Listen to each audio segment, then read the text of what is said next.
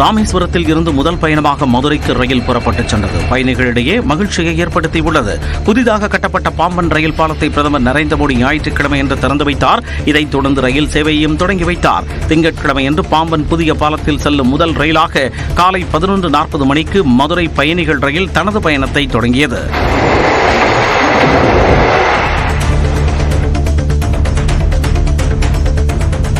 நெல்லை மாவட்டம் மானூர் அருகே மனைவி பிரிந்து சென்றதால் 3 வயது குழந்தையை விட்டுவிட்டு கணவர் கிணற்றில் குதித்து தற்கொலை செய்து கொண்ட சம்பவம் சோகத்தை ஏற்படுத்தியுள்ளது. ஆயுப்கான்புரத்தைச் சேர்ந்த குமார் கடந்த ஓராண்டாக மனைவியை பிரிந்து 3 வயது மகள் சுபஸ்ரீயுடன் வாழ்ந்து வந்தார். இந்நிலையில் ஞாயிற்றுக்கிழமையன்று குழந்தையுடன் திடீரென்று மாயமான அவரை உறவினர்கள் தேடியுள்ளனர். அப்போது குழந்தையை விட்டுவிட்டு குமார் கிணற்றில் குதித்து தற்கொலை செய்து கொண்டது தெரியவந்தது.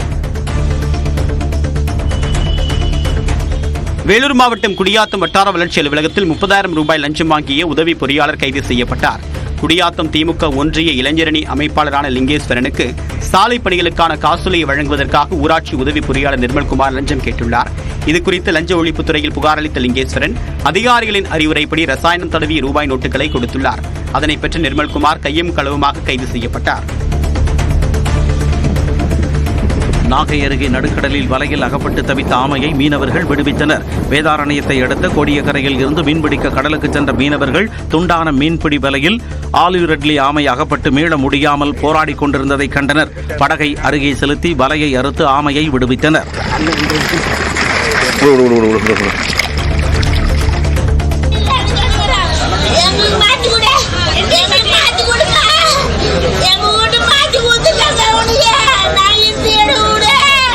காஞ்சிபுரத்தில் மக்கள் குறைதீர்க்கும் கூட்டத்திற்கு வந்த மூதாட்டி ஒருவர் உறவினர் அபகரித்துக் கொண்ட தனது சொத்தை மீட்டுத்தரக் கோரி காவலரின் காலை பிடித்து கதறியது பரிதாபத்தை ஏற்படுத்தியது.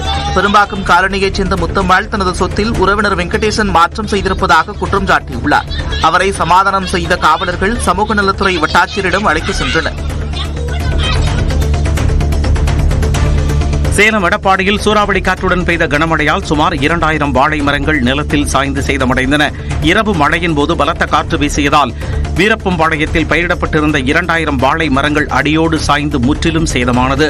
2 மாதங்களில் வாழைக்காய் வெட்டும் நிலையில் மரங்கள் சாய்ந்ததால் விவசாயிகள் வேதனையடைந்தனர். மதுரை சோழவந்தான் அருகே அறுவடை செய்த 250 ஏக்கர் நெல் மழை நீரில் நனைந்து நாசமடைந்ததால் விவசாயிகள் கவலையடைந்துள்ளனர். முள்ளிப்பள்ளம் கிராமத்தில் நெல் கொள்முதல் நிலையம் இல்லாததால் அறுவடை செய்து திறந்த வழியில் சேகரித்து வைக்கப்பட்டிருந்த 250 ஏக்கர் நெல் குவியல்கள் மழையில் நனைந்தன. சுமார் 500 ஏக்கர் பரப்பளவில் அறுவடை செய்யாமல் இருப்பதாகவும் மழையை கருத்தில் கொண்டு விரைந்து அரசின் நெல் நேரடி கொள்முதல் நிலையம் அமைக்க வேண்டும் என்றும் விவசாயிகள் வலியுறுத்தியுள்ளனர். திண்டுக்கல் மாவட்டத்தில் உணவு பாதுகாப்புத்துறை அதிகாரி என்று கூறி உணவகங்களில் சோதனை நடத்திய நபரை காவல்துறையினர் கைது செய்தனர். கோபால்பட்டியைச் சேர்ந்த சண்முகசுந்தரம் தன்னை உணவு பாதுகாப்புத்துறை அதிகாரி என்று கூறி திண்டுக்கல் சுற்றுவட்டார உணவகங்களில் வசூல் வேட்டை நடத்தி வந்துள்ளார். திண்டுக்கல்லில் உள்ள பிரபல உணவகத்தில் வசூலில் ஈடுபட முயற்சித்துள்ளார். சுதாரித்துக் கொண்ட உணவக உரிமையாளர் உணவு பாதுகாப்புத்துறை அதிகாரிகளிடம் கூறியதும் அவர்கள் அளித்த புகாரின் பேரில் போரி ஆசாமியை காவல்துறையினர் கைது செய்து சிறையில் அடைத்தனர்.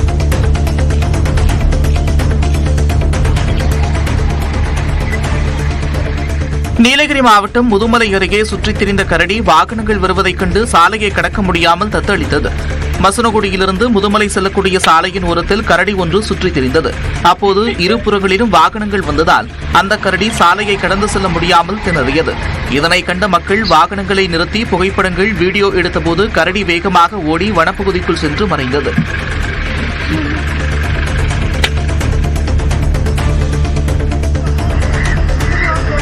பெங்களூருவில் இருந்து நெல்லை நோக்கி சென்ற தனியார் ஆம்னி பேருந்து மதுரை மாவட்டம் கள்ளிக்குடி அருகே வந்தபோது திடீரென தீப்பற்றி எரிந்ததால் பரபரப்பு ஏற்பட்டது. 35 பயணிகளுடன் வந்த பேருந்தின் முன்பக்க சக்கரத்தில் தீப்பிடித்து புகை வந்ததை கவனித்த ஓட்டுநர் சுப்புராஜ் சாலையோரம் நிறுத்த முற்பட்டார். அப்போது கட்டுப்பாட்டை இழந்த பேருந்து பள்ளத்தில் இறங்கியது. இதனையடுத்து பயணிகள் உடனடியாக பேருந்தில் இருந்து கீழே இறங்கினர். அதற்குள் தீ மளமளவென பேருந்தின் முன்பக்கம் முழுவதும் பரவி பற்றி எரிந்தது. தீயணைப்பு வீரர்கள் வந்து தீயை அணைத்தனர்.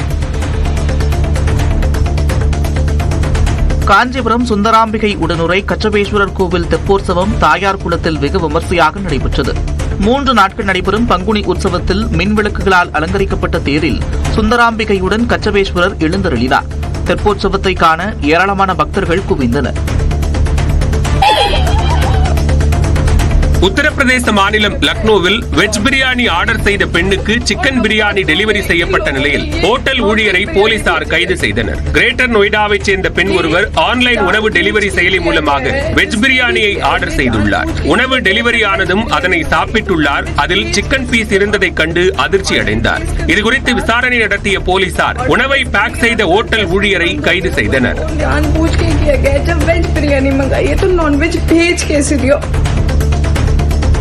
நடிகர் மோகன்லாலுடன் நடிப்பது குறித்து விமர்சித்த ரசிகருக்கு நடிகை மாளவிகா மோகனன் பதிலடி கொடுத்துள்ளார். மோகன்லாலுடன் ஹிருதயபூர்வம் படத்தில் மாளவிகா நடித்துள்ளார். அதன் அனுபவம் குறித்து அவர் இன்ஸ்டாகிராமில் பகிர்ந்த நிலையில் 65 வயதாக கூடிய நடிகர் 30 வயதான நடிகைக்கு ஜோடியாக நடிப்பதா என்று ரசிகர் ஒருவர் கமெண்ட் செய்தார். அதற்கு பதிலளித்த மாளவிகா, அவருக்கு நான் ஜோடியாக நடிப்பதாக யார் கூறினார் என்றும் எதுவும் தெரியாமல் நீங்களாகவே ஒரு முடிவுக்கு வர வேண்டாம் என்றும் பதிலளித்துள்ளார். சென்னை அருகே அயப்பாக்கத்தில் உள்ள தனியார் பள்ளியைச் சேர்ந்த மாணவ மாணவிகள் இதய வடிவில் நின்று உலக சாதனை படைத்தனர். உலக சுகாதார தினத்தை ஒட்டி ஆரோக்கியமற்ற உணவுகள் குறித்து பொதுமக்களுக்கு விழிப்புணர்வு ஏற்படுத்தப்பட்டது.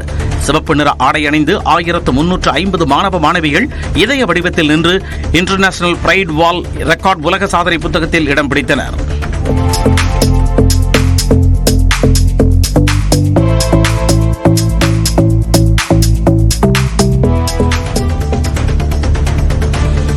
சிவகங்கை மாவட்டம் பனங்குடி முத்துமாரியம்மன் கோவில் திருவிழாவை ஒட்டி வடமாடு மஞ்சுவிரட்டு போட்டி விறுவிறுப்பாக நடைபெற்றது.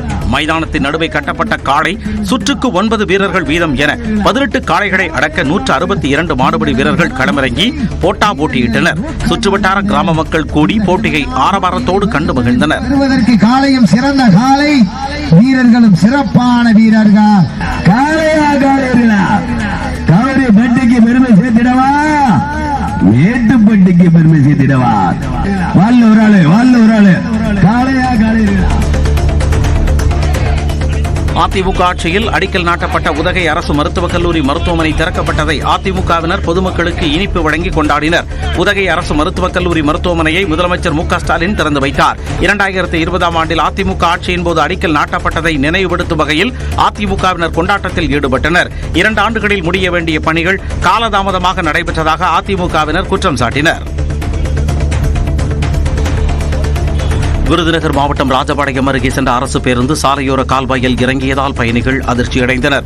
ராஜபாளையத்தில் இருந்து சுந்தராஜபுரம் நோக்கி 30 பயணிகளுடன் சென்ற அரசு மகளிர் இலவச பேருந்து எதிரே வந்த டிப்பர் லாரிக்கு வழிவிட முயன்றபோது நீர்வரத்து கால்வாயில் இறங்கி நின்றது. நல்வாய்ப்பாக பயணிகளுக்கு எந்த பாதிப்பும் இல்லாமல் உயிர் தப்பிய நிலையில் நீண்ட போராட்டத்திற்கு பின் பேருந்து பள்ளத்தில் இருந்து மீட்கப்பட்டது.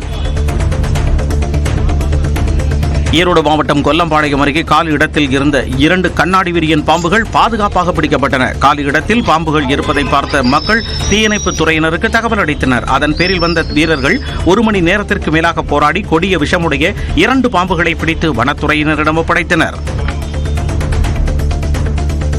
கடலூர் மாவட்டம் பன்ருட்டி அருகே இளம்பெண்ணுக்கு 4 முறை கருக்கலைப்பு செய்துவிட்டு திருமணம் செய்ய மறுத்ததாக காதலன் கைது செய்யப்பட்டுள்ளார். விசூர் கிராமத்தைச் சேர்ந்த செல்வகுமார் 26 வயது இளம்பெண்ணை கடந்த 2 ஆண்டுகளாக காதலித்து வந்தார். அப்போது இளம்பெண் 4 முறை கர்ப்பமான நிலையில் செல்வகுமார் மாத்திரை வாங்கிக் கொடுத்து கருக்கலைப்பு செய்ததாக கூறப்படுகிறது. இது தொடர்பாக இளம்பெண் அளித்த புகாரின் பேரில் செல்வகுமாரை கைது செய்த காவல்துறையினர் அவரது தந்தை, தாய், அண்ணன் உள்ளிட்டோர் மீது வழக்கு பதிவு செய்துள்ளனர். புதுக்கோட்டை மாவட்டம் புலியூர் கிராமத்தில் தண்ணீர் பேரலில் 5 மாத குழந்தை விழுந்து உயிரிழந்த சம்பவத்தில் தாயே கொன்றது அம்பலமானதால் கைது செய்யப்பட்டார். லாவண்யா என்பவர் கர்ப்பிணியாக இருந்தபோது கணவருடன் தகராறு ஏற்பட்டதால் அவரை பிரிந்து தாய் வீட்டில் வசித்து வந்துள்ளார். இதனிடையே குழந்தை பிறந்தும் குடும்ப தகராறு அதிகரித்ததால் அவர் குழந்தையை தண்ணீர் பேரலில் மூழ்கடித்து கொலை செய்தது தெரிய வந்துள்ளது. இதனிடையே தனது தங்கச் செயினை மறைத்துவிட்டு கொள்ளையர்கள் புகுந்து குழந்தையை கொலை செய்ததாக அவர் நாடகமாடியது குறிப்பிடத்தக்கது. அரியலூரில் பாதி எரிந்த நிலையில் பச்சிளங்குழந்தையின் சடலம் மீட்கப்பட்டது அதிர்ச்சியை ஏற்படுத்தியது. செந்துறை அருகே உள்ள குழுமூர் காலனி தெருவில் குப்பைகளுக்கு இடையே எரிந்த நிலையில் சிசு கண்டெடுக்கப்பட்டது. விசாரணை நடத்தப்பட்டதில் அதே பகுதியைச் சேர்ந்த திவ்யா என்பவருக்கு குழந்தை பிறந்தது தெரியவந்தது. கணவர் ஊரில் இல்லாதது குறித்தும் அப்பெண்ணின் நடவடிக்கைகளும் சந்தேகமளிக்கும் வகையில் இருப்பதால் காவல்துறையினர் தீவிர விசாரணை மேற்கொண்டுள்ளனர். குழந்தையின் தாய் சிகிச்சைக்காக மருத்துவமனையில் அனுமதிக்கப்பட்டுள்ளார். சென்னை வானகரத்தை அடுத்த அயனம்பாக்கம் பகுதியில் திருவள்ளூர் மத்திய மாவட்ட திமுக வர்த்தக அணி சார்பில் கால்பந்து போட்டி நடைபெற்றது. ஏராளமான அணிகள் பங்கேற்ற ஆட்டங்கள் விறுவிறுப்பாக அமைந்தன. வெற்றி பெற்ற 2 அணிகளுக்கு 2 புல்லட் பைக்குகள் மற்றும் ஸ்மார்ட் LED டிவிகளை அமைச்சர் நாசர் பரிசாக வழங்கினார். புதுக்கோட்டை மாவட்டம் நார்த்தாமலை முத்துமாரியம்மன் கோவில் தேர் திருவிழாவை ஒட்டி தேசிய நெடுஞ்சாலையில் 2 கிலோமீட்டர் தூரம் கடும் போக்குவரத்து நெரிசல் ஏற்பட்டது. ஏராளமான பக்தர்கள் கோவிலுக்கு படையெடுத்ததால் திருச்சியில் இருந்து புதுக்கோட்டை வழியாக ராமேஸ்வரம் செல்லும் தேசிய நெடுஞ்சாலையில் இருபுறமும் வாகனங்கள் அணிவகுத்தன. இதனால் வாகன ஓட்டிகள் வெகுநேரம் காத்திருந்து ஊர்ந்து சென்றனர்.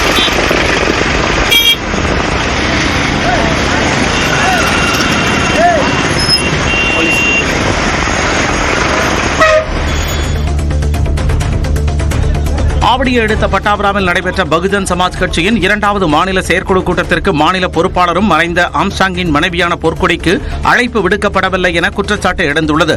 இதுகுறித்து திருமுல்லைவாயிலில் தங்கியிருந்த கட்சியின் தேசிய ஒருங்கிணைப்பாளர் ஸ்ரீராம் கௌதமை சந்தித்து பொற்கொடி பேசினார். கட்சியின் மாநில தலைவர் ஆனந்த் தனக்கு வேண்டப்பட்டவர்களை கட்சியிலிருந்து நீக்குவதாக குற்றம் சாட்டினார். பொற்கொடியை மாநில தலைவராக நியமிக்கவும் வலியுறுத்தினார்.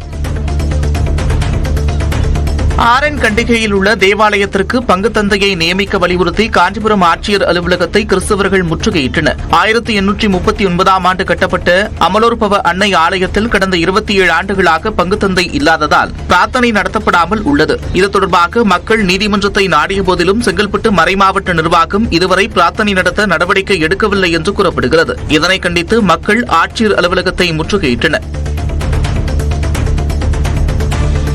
பீகார் மாநிலம் பாட்னாவில் ராகுல் காந்தி பங்கேற்ற காங்கிரஸ் கூட்டத்திற்கு பிறகு அதில் கலந்து கொண்ட நபரை காங்கிரஸ் கட்சியினர் விரட்டி அடித்த சம்பவம் அதிர்ச்சியை ஏற்படுத்தியுள்ளது. அந்த நபர் பாஜகவின் கைக்கூலி என்று கூறி அவரை காங்கிரஸ் கட்சியினர் தாக்கினர். ராம்பாபு யாதவ் என்ற அந்த நபர் கூட்டத்தில் பங்கேற்றவர்களுக்கு வக்பு வாரிய திருத்த சட்டத்திற்கு ஆதரவாக துண்டு பிரசுரத்தை வழங்கியதாக கூறப்படுகிறது. உத்தரப்பிரதேச மாநிலம் முசாபர் நகர் மாவட்டத்தில் சாவியே இன்றி சில நொடிகளில் ஒருவர் ராயல் என்ஃபீல்ட் பைக்கை திருடிச் சென்றது அதிர்ச்சியை ஏற்படுத்தியுள்ளது. கடைக்கு வெளியே நிறுத்தி வைக்கப்பட்டிருந்த 2 லட்சம் ரூபாய் மதிப்பிலான பைக்கை முகக்கவசம் அணிந்த நபர் ஒருவர் 26 நிமிடங்களில் சாவியின்றி ஸ்டார்ட் செய்து திருடிச் சென்றார். இந்த சம்பவம் குறித்து புகார் அளிக்கப்பட்ட நிலையில் CCTV காட்சியை வைத்து விசாரணை நடக்கிறது.